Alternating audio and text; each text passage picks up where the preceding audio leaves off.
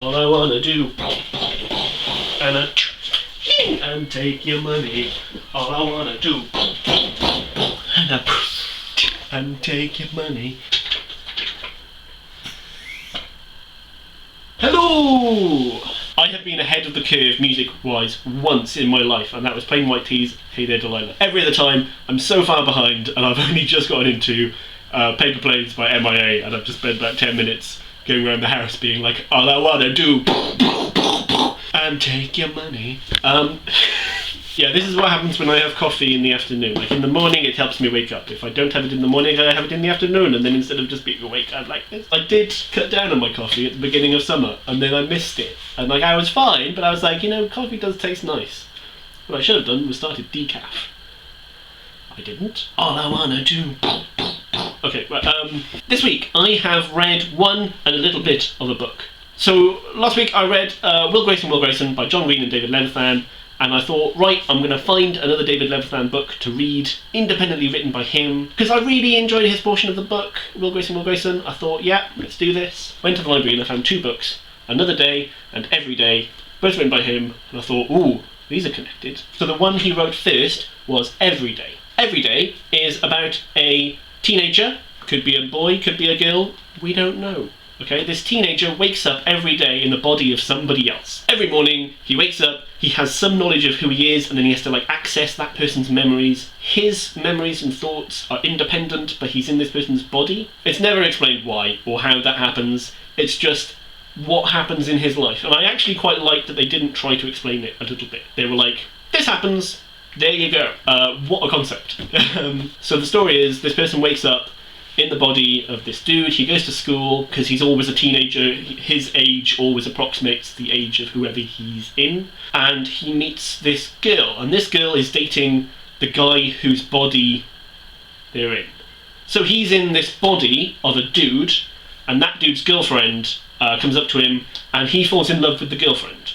It doesn't really spoil anything. He knows that this body, the guy, is a jerk. Emotionally abuses his girlfriend. He's really uncaring, unsympathetic. I'm going to give her a good time. So they go and have a date, and they have a lovely day together. But looming over the whole fact of this lovely time they have, he's thinking, well, tomorrow I'm somebody else. Next morning, wakes up, he's in another body, oh no, but he can't stop thinking about this girl, Rhiannon. He tries to get in contact with her. It's hard because he moves around every day, like different places. He's generally in the same area. One of the rules is that he can't move great distances unless the body he's in moves great distances. At the moment he's on the east coast of America, so he's always in that area. If the guy he's in had plans that day to go to New York, and he goes to New York, the next day he'd wake up in New York. If he took a flight somewhere and went to France or Germany, he'd wake up the next day in France and Germany, and the next day in France and Germany. So he tries to get in contact with Rhiannon, he tries to meet her a few times, but obviously he's in another body each time. So he's trying to persuade this girl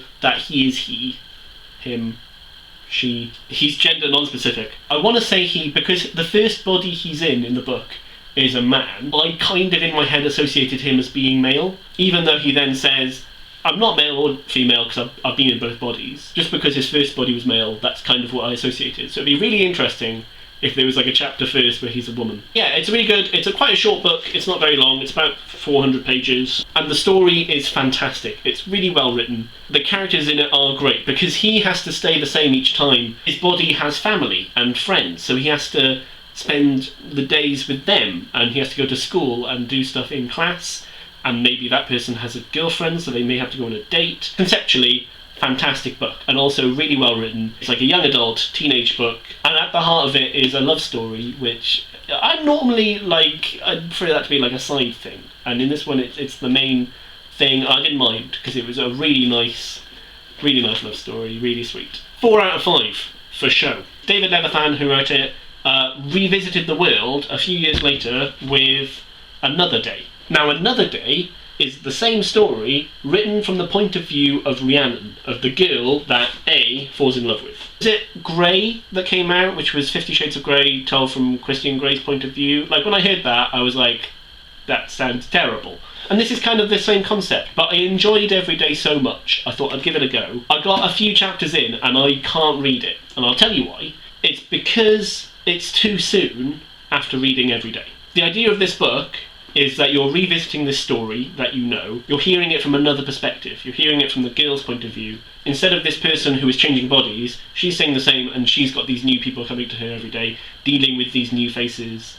And I think that's also a really great idea. When I picked them up at the library, I was really in two minds about which one to read first. I decided on Everyday only because it was written first. If this had been written on its own, it would also have been a great book. The same story, it's just whose point of view you're looking at it from. But my problem was, it's too soon after reading Everyday. Because, like, dialogue is the same. Just a few other things about the way he's describing events and feelings. I'm seeing these similarities instead of seeing the differences. So what I'm going to do is I'm going to take it back to the library, I'm going to leave it there, and I'm going to pick it up in a while, like a year or 6 months, and I'm going to return to it at a later date, when I've forgotten more of the writing style of this. It's so fresh in my memory that this is it's like I'm reading the same book again. Obviously there are differences, but those differences are being outweighed by the similarities. It's annoying that I can't get past that, and I feel bad that it's so jarring for me. I think other people might enjoy it and might be able to read it. So those are those two books. Like, I really recommend them. Pick one of them up, have a go. I'd be really interested if you have read Just Another Day, or if you want to read Just Another Day. It'd be really interesting to talk to anyone who's read this book, but not this one, because they'd have a different point of view of the book. They'd interpret it quite differently. I'd like to have that conversation in my own head after reading both books, but I'm going to have to leave it for a while, which I feel really bad about. It's like putting down a chocolate bar and going, I'll eat you tomorrow. Because you don't. You eat it now, and you enjoy it now, and then tomorrow comes, and you go, need another chocolate bar. So if you've read these books, please let me know in the comments, especially if you've read Another Day, because I really want to know your thoughts on that. If you want to recommend a David Leviathan book, please do. This has been a really scatterbrained video. So thanks very much for watching. Bye now. All I want to do